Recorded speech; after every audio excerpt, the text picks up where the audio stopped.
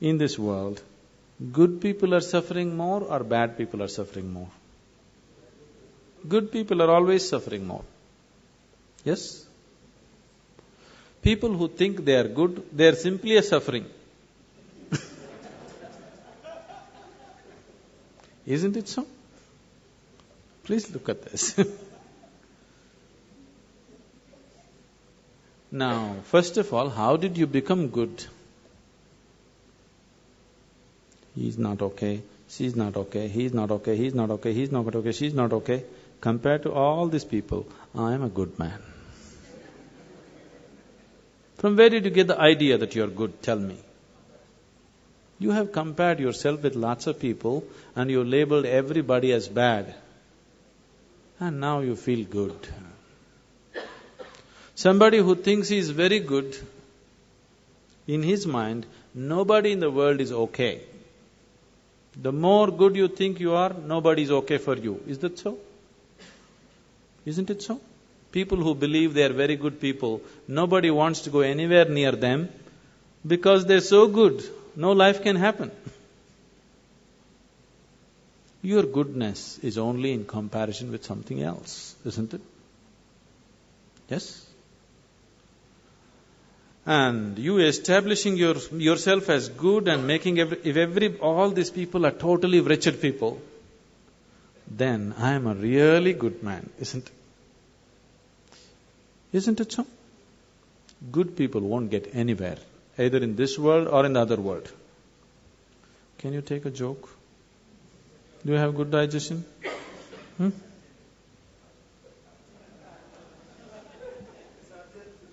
Huh?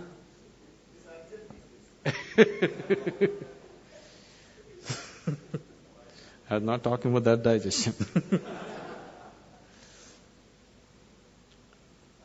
One day, in his previous life, Shankaran Pillai was a good man. After a brief illness, he died. Being a good man, he naturally went to heaven. He landed up at heaven, there at the reception committee of angels, opened his account book. Page after page, good deed, good deed, good deed, good deed, good deed. Cover to cover, only good deed. Then the angels were in confusion. Then they came to Shankaran Pillai and said, Mr. Pillai, there's a little problem here. He asked, what is the problem? The angels said, see here we have various kinds of accommodation in heaven, various levels of accommodation. One bad deed means highest heaven, sea front view. 2 bad deeds, next level of accommodation. 3 bad deeds, next level of accommodation, like this. But no bad deed, we don't have such a place. We really don't know what to do with you. You are the first man to come like this. Shankaran Pillai thought, what nonsense. In the world, nobody wanted to come near me because I was such a good man. I lived with the hope of getting to heaven, and even here problem. Then the angels had a discussion and they arrived at a conclusion. They said, don't you worry, Mr. Pillai, we have found a solution. Your body is still intact there. We'll give you 3 hours of life. Just commit one bad deed. We'll put you in the highest heaven. Nothing is lost. Lo, Shankaran Pillai became alive here. Then he sat there thinking how to commit a bad deed. An hour and a half passed away.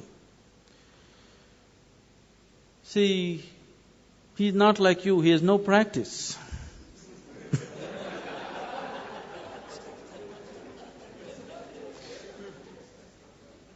After an hour and a half, he remembered, in the neighborhood, there is a woman who is well beyond her prime, who's been casting inviting glances at him.